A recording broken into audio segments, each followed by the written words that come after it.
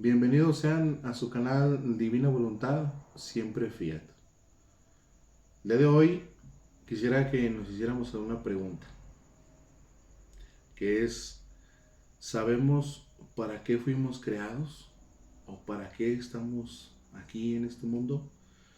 En muchas ocasiones, pues, la respuesta más común sería que estamos aquí, pues, para ser felices, para gozar del mundo que Dios nos ha dado y de todo lo que en Él existe. Pero Jesús en los escritos de Luisa pues nos va explicando la verdadera razón para la cual nosotros fuimos creados. O sea, hay una razón específica. Es el punto en el cual nos vamos a enfocar el día de hoy. Hay una lectura en el Evangelio de San Mateo donde un joven se le acerca a Jesús y le hace unas preguntas, le pide algo. Le dice en San Mateo capítulo 19 del verso 16 al 23. Acercósele uno y le dijo: Maestro, ¿qué obra buena he de realizar para alcanzar la vida eterna? Él le dijo: ¿por qué me preguntas sobre lo bueno? Uno solo es bueno. Si quieres entrar en la vida, guarda los mandamientos. Díjole él: ¿cuáles? Respondió Jesús: no matarás, no adulterarás, no hurtarás, no levantarás falso testimonio, honra a tu padre y a tu madre y ama al prójimo como a ti mismo. Díjole el joven: todo esto lo he guardado. ¿Qué me queda aún? Díjole Jesús: si quieres ser perfecto, ve, vende cuanto tienes, dalo a los pobres y tendrás un tesoro en los cielos. Y ven y sígueme. Al oír esto, el joven se fue triste porque tenía muchos bienes, y Jesús dijo a sus discípulos: en verdad os digo que difícilmente entra un rico en el reino de los cielos. Y este extracto de la Biblia, en el Evangelio de San Mateo, tiene cosas muy importantes, porque aquí el joven ya cumple con los mandamientos, pero entonces Jesús le dice: si quieres ser perfecto, ve y vende cuanto tienes. Y dice después que se lo dé a los pobres, y que el joven se puso muy triste porque tenía muchos bienes. Estos bienes que el joven rico tenía, siendo nosotros ese joven rico, son todas las posesiones que nosotros creemos que son de nosotros y que no son de Dios.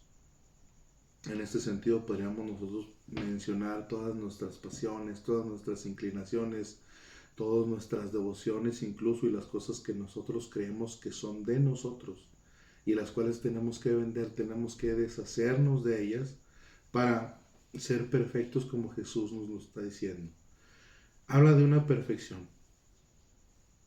En el Evangelio de San Mateo también, el capítulo 5, el verso 48, le dice Jesús a sus discípulos: sean perfectos como vuestro Padre Celestial es perfecto. Y hay otra versión que dice: sean santos como vuestro Padre Celestial es santo. Y sí se está refiriendo a una perfección y una santidad, pero de la del Padre, que es una santidad y es una perfección divina. Ahí es en donde nosotros podemos entender que hay una diferencia entre la santidad humana y la santidad divina, que sí hay un punto de perfección que es en Dios, junto con Él, no separado. Habla también en este pasaje bíblico de la vida eterna, y Jesús nos lo dice en el Evangelio de San Juan, capítulo 17, el verso 3, dice: esta es la vida eterna, que te conozcan a ti, único Dios verdadero, y a tu enviado Jesucristo. Entonces, la vida eterna es precisamente el conocimiento de Dios.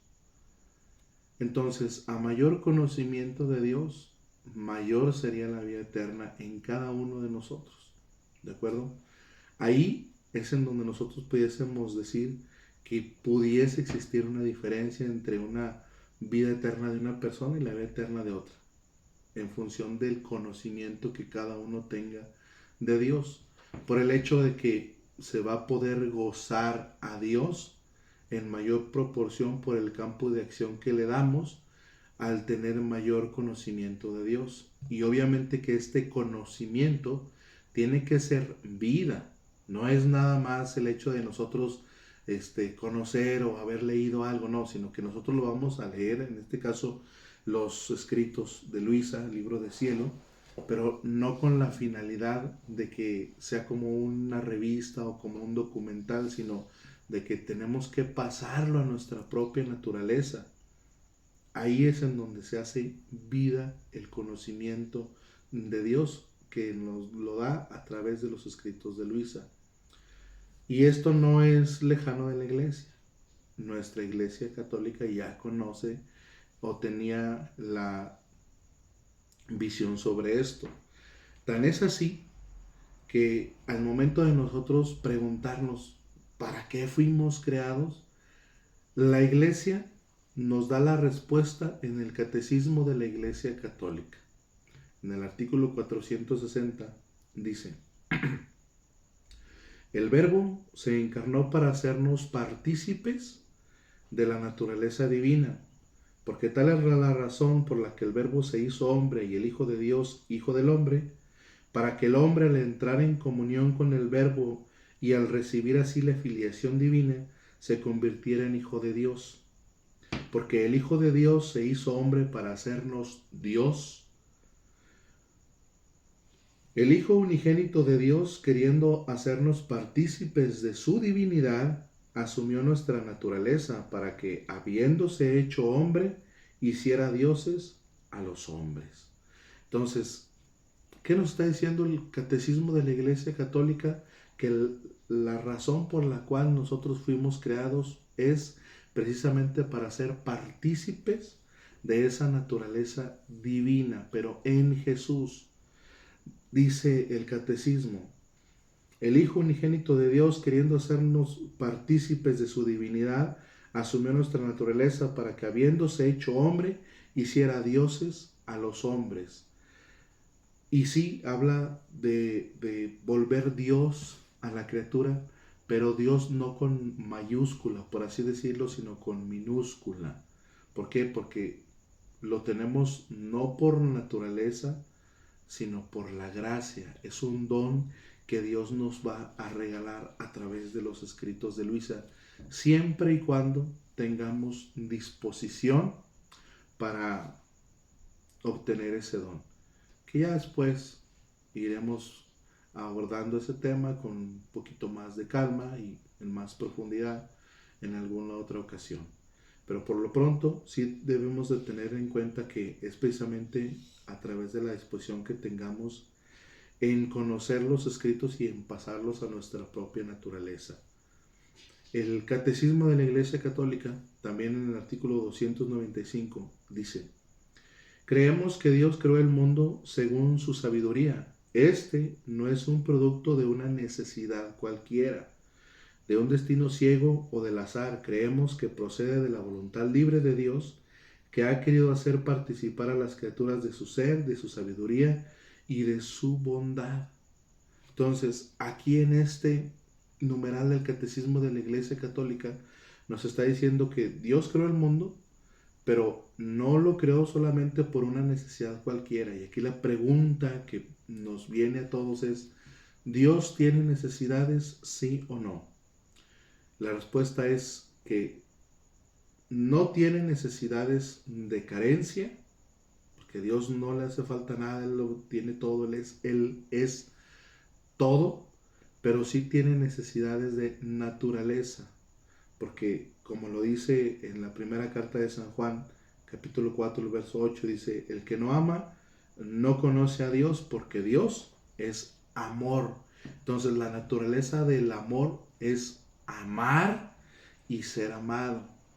No es solamente el dar, sino que también está esperando el recibir. Ahora, la situación aquí es que para que nosotros podamos amar a Dios como Él nos ama, tenemos que estar en una igualdad de condiciones.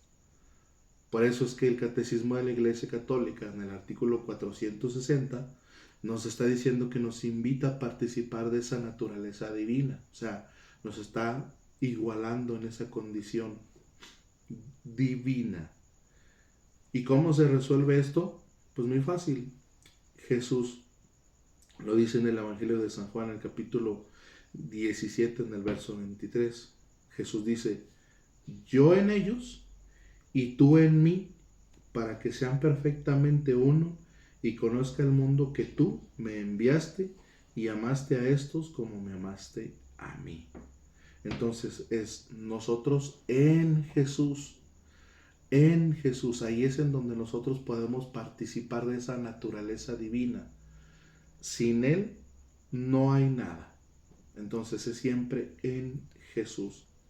Porque el amor nos fue dado para amar a Dios, pero amarlo en una igualdad de condiciones.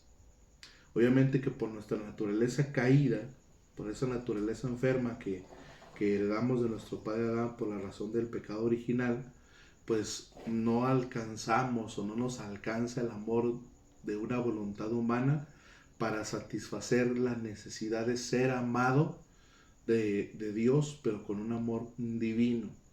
Y esa necesidad de ser amado con un amor divino la resuelve volviéndonos divinos en su Hijo Jesucristo. En los escritos de Luisa, por ahí alguna lectura de enero 24 de 1920, donde Jesús le dice a Luisa, hija mía, si supieras cómo deseo, suspiro, amo la compañía de la criatura, es tanto que si al crear al hombre dije, no es bueno que el hombre esté solo, hagamos otra criatura que lo semeje y le haga compañía, a fin de que uno forme la delicia del otro. Estas mismas palabras, antes de crear al hombre, las dije a mi amor. No quiero estar solo, sino quiero a la criatura en mi compañía. Quiero crearla para entretenerme con ella, para compartir con ella todos mis contentos. Con su compañía me desahogaré en el amor. Por eso la hice a mi semejanza y conforme su inteligencia piensa en mí, se ocupa de mí, así hace compañía a mi sabiduría y mis pensamientos, haciendo compañía a los suyos, nos entretenemos juntos. Si su mirada me mira a mí y a las cosas creadas para amarme, siento la compañía de su mirada. Si la lengua reza, enseña el bien, siento la compañía de su voz. Si el corazón me ama, siento su compañía en mi amor, y así de todo lo demás. Pero si en cambio hace lo contrario, yo me siento solo, como un rey abandonado, pero ¡ay! ¿Cuántos me dejan solo y me desconocen? Y este lamento de Jesús no solamente se lo dice a Luisa en esa ocasión, sino que lo sigue repitiendo muchas veces por el hecho de que hay muchas personas que siguen desconociendo a Jesús y lo siguen dejando absolutamente solo, no le hacen compañía. Jesús nos creó a cada uno de nosotros para entretenerse con nosotros, pero no como un juguete, sino en el sentido de que Él se quiere entretener en el modo de que quiere darnos todo lo que Él es, y nosotros haciéndolo nuestro podamos ofrecerle a Dios y darle a Dios todo lo que Él nos había dado, pero con lo de nosotros. Nos da el mérito divino como si por los propios méritos hubiésemos podido regresarle lo que Él nos dio. Entonces, Dios no quiere estar solo y dice, por eso la hice a mi semejanza. Entonces, la semejanza de la criatura con Dios está en función de lo que la divina voluntad puede estar en la criatura o no. A mayor divina voluntad en la criatura, mayor semejanza hay en esa persona, en semejanza con Dios. Que estas revelaciones pues resultan sorprendentes, porque nunca a nadie se le había ocurrido algo semejante. Hay otra lectura de julio 18 de 1917 donde Jesús le dice a Luisa, están platicando entre ellos, dice, el alma que vive en la divina voluntad vive en Jesús y a expensas de él. Y le dice Luisa, amor mío, tú haces todo por ti mismo y no tienes necesidad de la criatura. ¿Por qué entonces amas tanto que la criatura viva en tú y de tu querer? Y Jesús, cierto que de nada tengo necesidad y hago todo por mí mismo, pero el amor para tener vida quiere su desahogo. Supone un sol que no tiene necesidad de luz porque tiene suficiente para sí y para los demás. Pero habiendo otras pequeñas luces, a pesar de que no tiene necesidad, las quiere en sí como compañía para desahogarse y para engrandecer a las pequeñas luces. ¿Qué injuria no harían las pequeñas luces si lo rechazaran? Ah, hija mía, la voluntad cuando está sola es siempre estéril. El amor aislado languidece y se apaga. Y yo amo tanto a la criatura que la quiero unida con mi voluntad para hacerla fecunda, para darle vida de amor, y en esto yo encuentro mi desahogo, porque solo para desahogarme en el amor he creado a la criatura, no para otra cosa. Y por eso esto es todo mi empeño. Entonces Jesús nos está diciendo que lo que quiere hacer de nosotros es un pequeño sol. Él estando en cada uno de nosotros, siendo Él el sol, porque en muchas ocasiones Jesús toma el sol como una referencia del acto único, eterno de Dios, de la Santísima Trinidad, y que está en el fondo del alma. Él quiere estar allí, participándonos de esa luz interminable e infinita que es la misma vida divina. Nos la quiere participar, nos la quiere dar, estando unidos nosotros con Jesús y formando ese vínculo de amor entre Dios y la criatura. Y mismo Jesús dice, ¿qué injuria no harían las personas cuando me rechazan? Y bueno, no hay que irnos muy lejos. ¿Cuánta gente no hay en el mundo que no queriendo a Jesús, no queriendo saber nada de Dios, lo están rechazando? En la Sagrada Escritura, en el libro del Génesis, en el primer capítulo, dice, en el verso 26, díjose entonces Dios, hagamos al hombre a nuestra imagen y semejanza, para que domine sobre los peces del mar, sobre las aves del cielo, sobre los ganados, sobre las bestias de la tierra, y sobre cuantos animales se mueven sobre ella. Y Dios creó al hombre a imagen suya, a imagen de Dios lo creó, y los creó macho y hembra. Esta creación del hombre nos está dando a entender primero, cuando Dios dice, hagamos al hombre a nuestra imagen y semejanza, desde ese punto en el Antiguo Testamento ya nos está diciendo que sí es un solo Dios, pero que en ese solo Dios ya son varios, que ahora nosotros ya conocemos que es la Santísima Trinidad. 3 personas divinas y un solo Dios. Dice, hagamos al hombre a nuestra imagen y semejanza. Es la imagen porque la primera humanidad creada en la eternidad o en la mente de Dios es Jesús. De ahí que Él es el primogénito de todas las cosas, el primogénito de todas las generaciones. Él es el primero. De ahí que no quiere decir que Él tome una humanidad como la nuestra, sino que nuestra humanidad es como la suya. Y la semejanza, como ya lo decíamos hace un momento, está en la divinidad. Mientras más divino se vuelva la criatura, por así decirlo, más semejante a Dios es. Y el Catecismo de la Iglesia Católica pues también nos lo va delineando perfectamente. En el artículo 260 dice El fin último de toda la economía divina es la entrada de las criaturas en la unidad perfecta de la bienaventurada Trinidad. Pero desde ahora somos llamados a ser habitados por la Santísima Trinidad. Si alguno me ama, dice el Señor, guardará mi palabra y mi Padre le amará y vendremos a él y haremos morada en él. Entonces aquí en este numeral del Catecismo de la Iglesia Católica, donde dice que desde ahora somos llamados a ser habitados por la Santísima Trinidad, es a lo que ya los santos habían tenido acceso.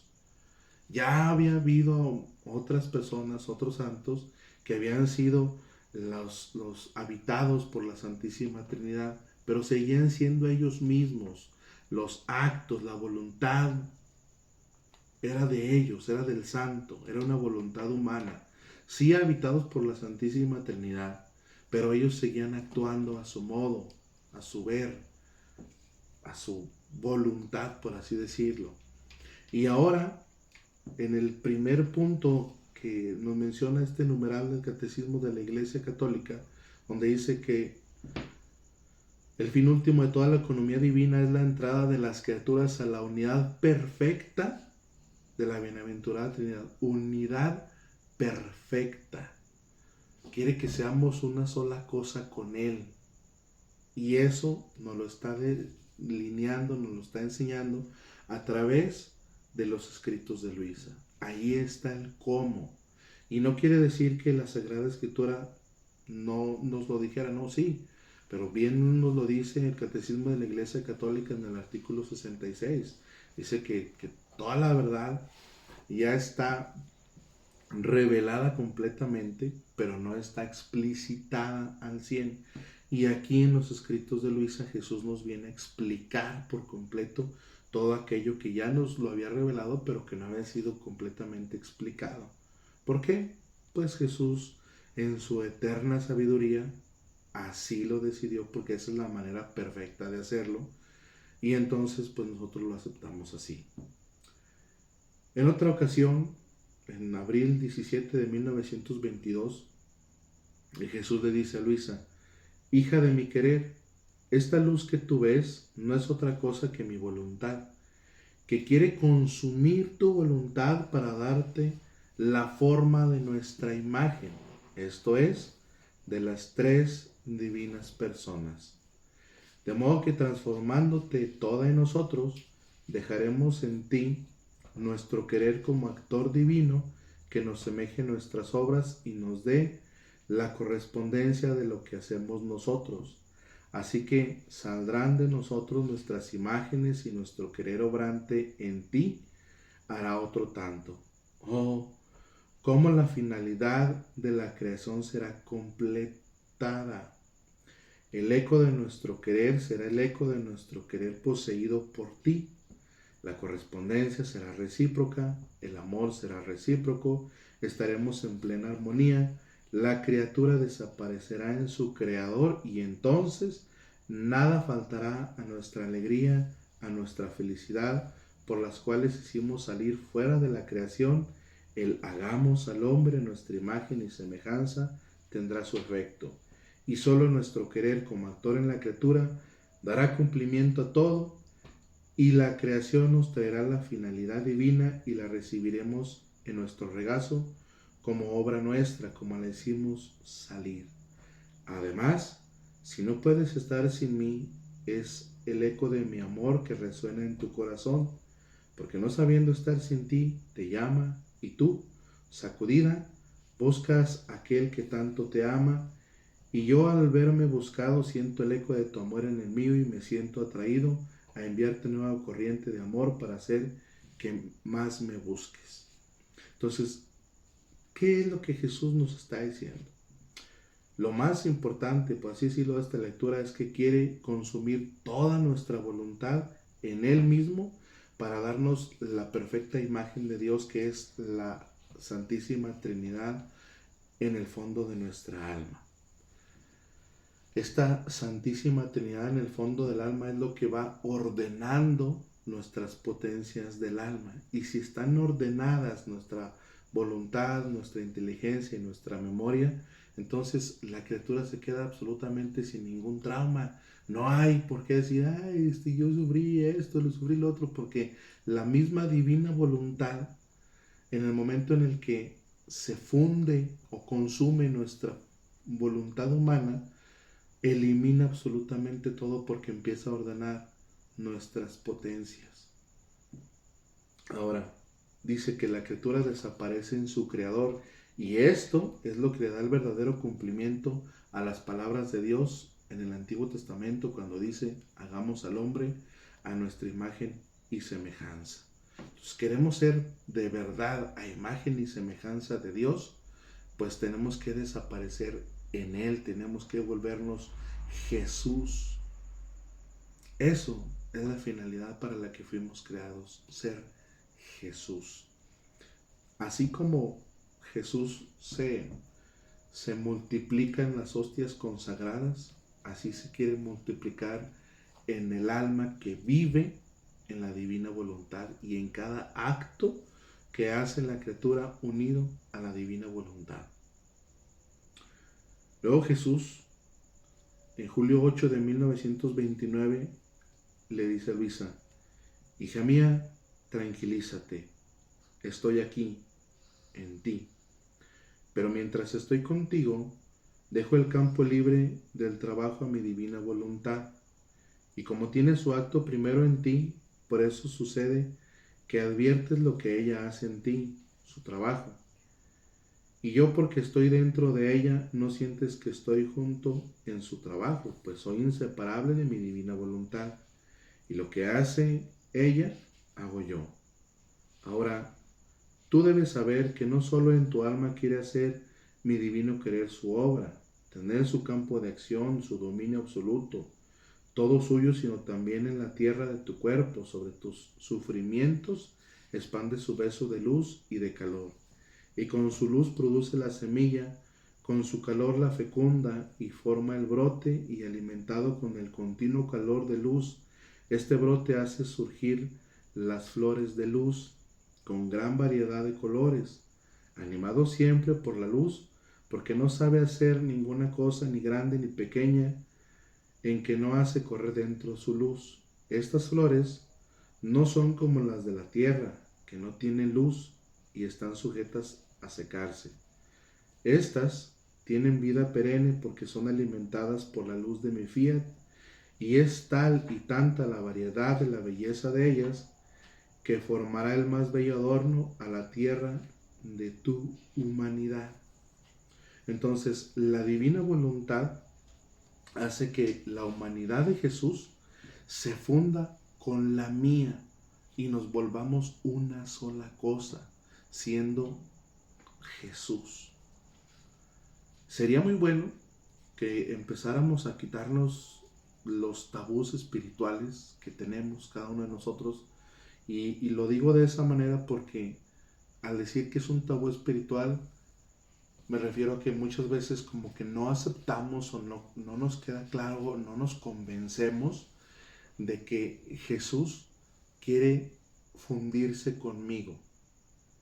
No aceptamos, no queremos o no nos sentimos merecedores de que Jesús quiere ser una cosa conmigo. Pero es lo que Jesús nos está haciendo a través de los escritos de Luisa, que nos lo dice también a través del Catecismo de la Iglesia Católica y que nos lo deja develado a través de las Sagradas Escrituras. Le dice Jesús a Luisa en julio 14 de 1929, hija mía, no te asombres si mi divina voluntad no te deja libre en nada, porque ella no quiere simples actos y obras, sino vida. Y quien debe formar una vida necesita actos continuos. Y si cesa el acto continuo, la vida no puede crecer, ni formarse, ni tener su verdadera existencia. He aquí por qué mi voluntad divina, queriendo formar su vida divina en ti, quiere ser libre, quiere libertad absoluta, y con su acto incesante que posee en naturaleza, se vierte sobre la criatura y extendiéndose con sus alas de luz, más que maternas, inviste cada fibra del corazón, cada uno de los latidos, respiros, pensamientos, palabras, obras y pasos, los calienta con su beso de luz e imprime su vida en cada acto de la criatura.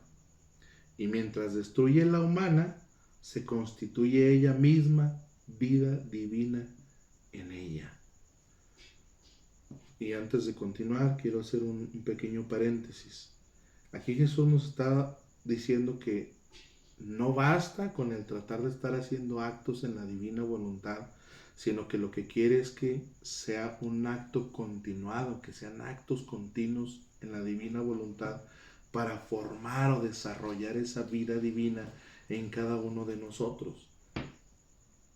Y este mismo ir haciendo actos en la divina voluntad forma como un imán para poder, nos da la fuerza para poder hacer el siguiente acto y el siguiente acto en la divina voluntad, y que se forme esta vida, de modo que la vida humana se va destruyendo poco a poco.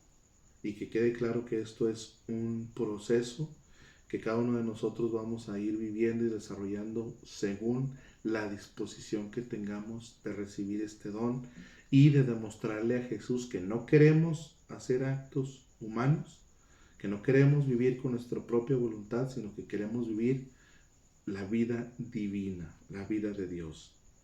Continuando con la lectura dice: y como de la voluntad humana no puede salir más que actos tenebrosos, mi voluntad no quiere hacer mezcla, y por eso está muy atenta para formar su vida de luz en quien libremente le ha dado libertad para hacerla reinar.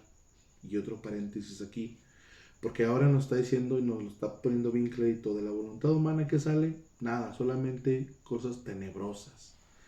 Entonces, incluso las cosas entre comillas buenas o santas que podamos hacer, si no están unidas a la divina voluntad, son cosas tenebrosas, como Jesús nos lo está diciendo. Por eso, su actitud es admirable, es todo ojo para que nada le huya, y con amor indecible, para ver formada su vida en la criatura, se hace latido por cada latido, respiro por cada respiro, obra por cada obra, paso por cada paso. También sobre las pequeñas naderías de la criatura corre, se extiende y en ellas pone la potencia de su fiat, y ahí crea su acto vital. O sea que la divina voluntad se vuelve la misma vida de cada uno de nosotros, si así lo queremos y le permitimos a Dios. Por eso, sea atenta a recibir su acto continuo, porque se trata de vida, y la vida tiene necesidad de respiro, de latido continuo y de alimento diario. Las obras se hacen y se ponen a un lado.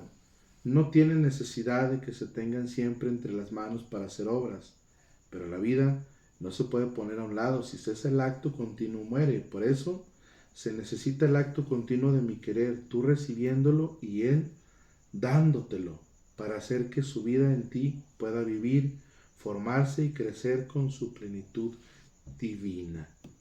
Entonces, Jesús nos está insistiendo en que Él quiere ser nuestro respiro, Él quiere ser nuestro latido, Él quiere ser nuestro alimento. Y eso es lo que forma la vida en la criatura. Él quiere ser nuestra propia vida.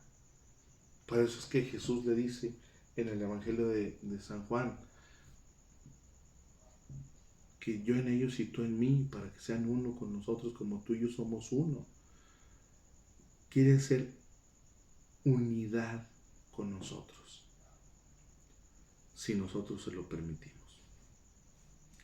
En febrero 24 de 1919, Jesús le dice a Luisa: hija mía, nada has dicho de la creación del hombre, de la obra maestra de la potencia creadora, donde el Eterno, no a gotitas, sino a olas, a ríos ponía su amor, su belleza, su maestría, y llevado por el exceso de amor se ponía a sí mismo como centro del hombre. Pero él quería al hombre como una digna habitación. ¿Qué hace entonces esta majestad increada? Crea al hombre a su imagen y semejanza, y desde el fondo de su amor hace salir un respiro, y con su aliento omnipotente le infunde la vida. dotando al hombre de todas sus cualidades proporcionadas a criatura, haciéndolo un pequeño Dios. Suena sorprendente, pero son las palabras de Jesús. En el momento en el que crea a Adán, Él se pone como centro de vida. Él es la misma vida de Adán. En el momento en el que Él insufla la vida, dice mismo Jesús que con un aliento le da la vida al cuerpo natural, la vida natural al cuerpo, y con otros infunde Él mismo en el fondo de la criatura. Esto es lo que hace al hombre ser un pequeño Dios, que es Jesús en el fondo del alma de la criatura, como vida, como centro del hombre. Y eso sí tiene que quedar muy claro. Como centro del hombre. Así que todo lo que ves en lo creado es nada en comparación a la creación del hombre. Oh, cuántos cielos, estrellas y soles mucho más bellos extendían el alma creada. Cuánta variedad de belleza, cuántas armonías. Basta decir que miró al hombre creado y lo encontró tan bello que se enamoró de él. Y celoso de su portento, él mismo se hizo custodio y poseedor del hombre y dijo: todo lo he creado para ti, te doy el dominio de todo, todo es tuyo, y tú serás todo mío. Tú no podrás comprender del todo los mares de amor, las relaciones íntimas y directas, la semejanza que corre entre creador y criatura. Ah, hija de mi corazón, si la criatura conociera cuán bella es su alma, cuántas dotes divinas contiene y cómo entre todas las cosas creadas sobrepasa a todo en belleza, en potencia, en luz, tanto que se puede decir es un pequeño Dios y un pequeño mundo que todo en sí contiene. Y qué sorprendentes palabras de Jesús nos está diciendo.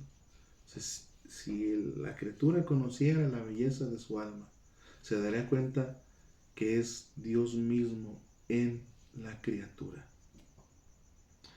Dice: pero la criatura, casi ciega en el conocerse a sí misma y mucho más ciega en el conocer a su Creador, se va ensuciando con mil suciedades, se desfigura la obra del Creador tanto que difícilmente se reconoce.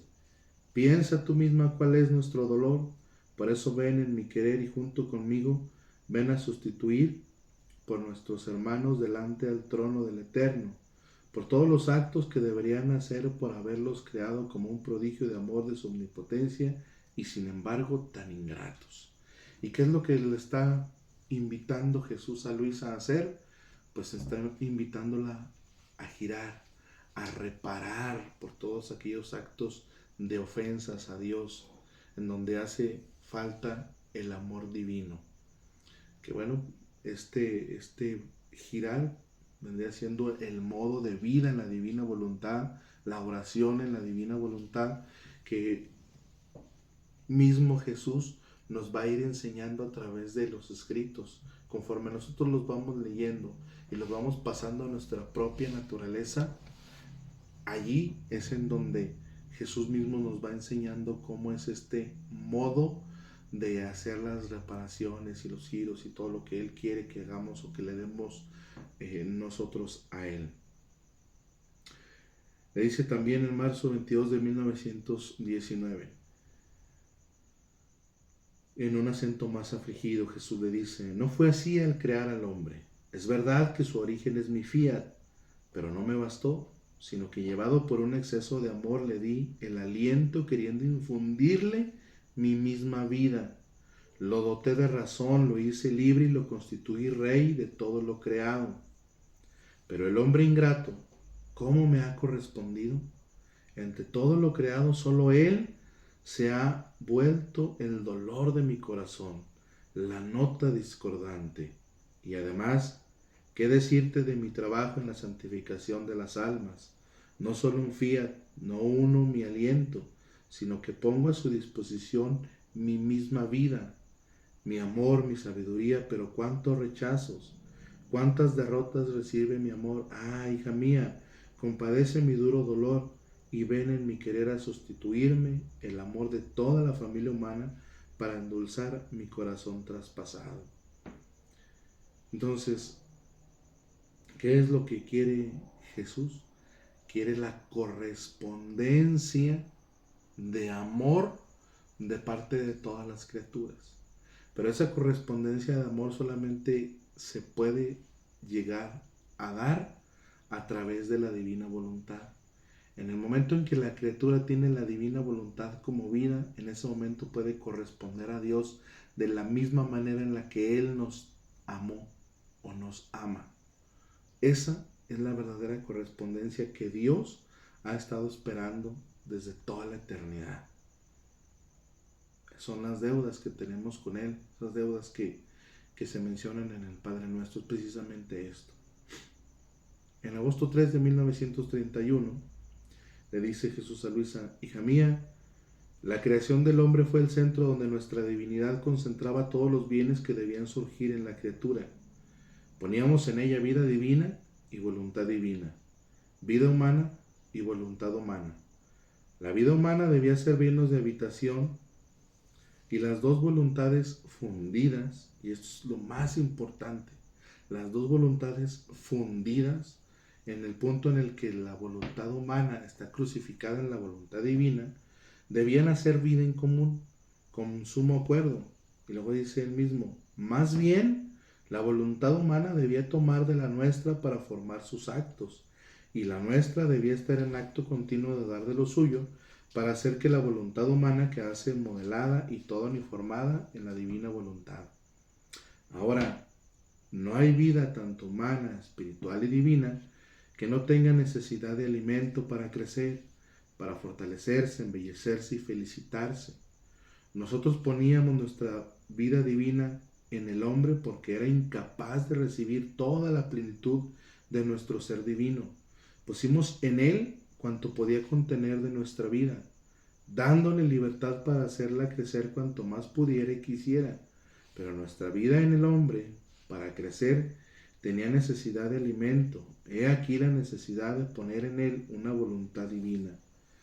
Nuestra vida divina no se habría adaptado a alimentos de voluntad humana.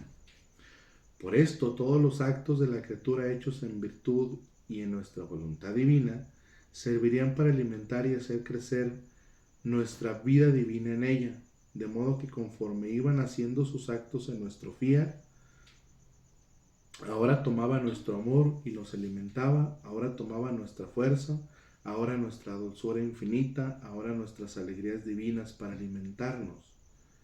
¡Qué orden, qué armonía poníamos al crear al hombre entre él y nosotros, hasta pedirle nuestros mismos alimentos por medio suyo! Y no porque tuviéramos necesidad, no, sino para mantener el ímpetu de amor, la correspondencia, la unión inseparable entre Él y nosotros.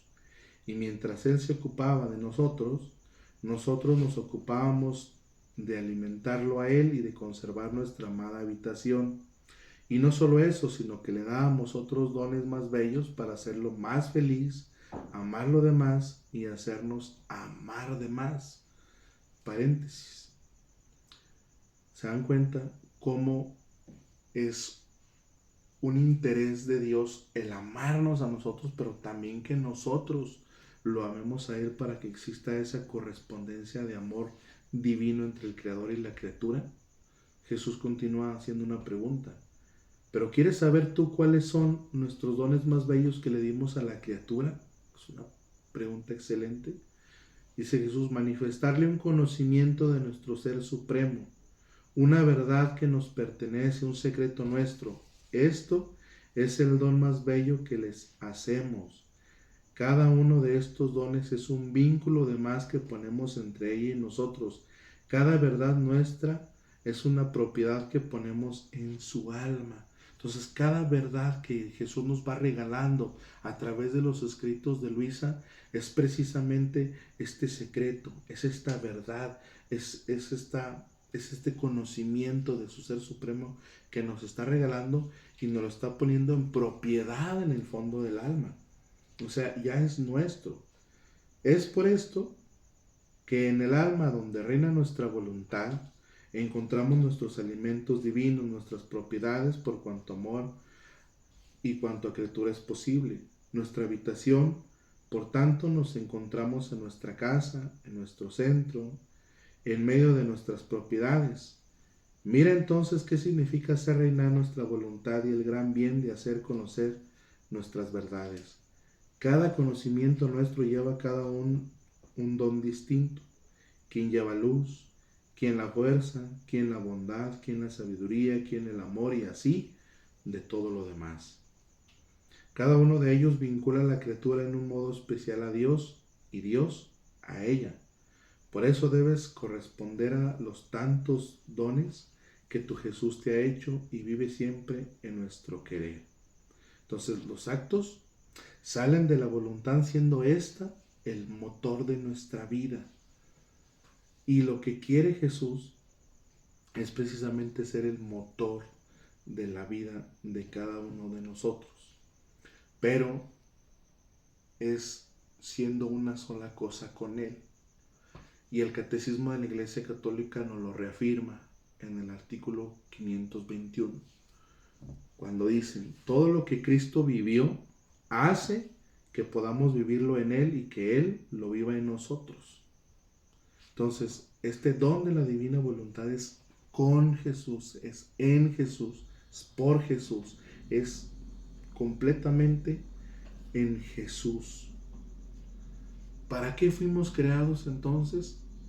Es precisamente como nos lo dice en el libro del cielo, para regresar al orden, a nuestro puesto y a la finalidad para la cual fuimos creados por Dios, que es en el punto del Adán inocente. Fuimos creados para ser Dios con Dios. Fuimos creados para ser partícipes de la naturaleza divina, como nos lo va delineando el Catecismo de la Iglesia Católica.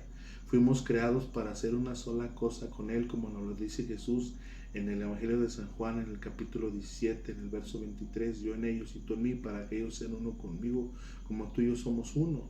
Entonces, estamos llamados a ser una unidad perfecta con la bienaventurada Trinidad, como nos lo dice el Catecismo de la Iglesia Católica. Para eso es para lo que fuimos creados. Yo soy Adonai López y nuevamente te doy la bienvenida a este tu canal Divina Voluntad Siempre Fiel. Suscríbete y dale like al video, comenta tus dudas y las iremos resolviendo.